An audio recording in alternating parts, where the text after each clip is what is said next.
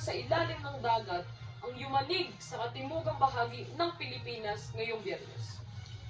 Sanhi ng pagbagsak ng kisame sa mga shopping mall habang sumisigaw ang mga tao.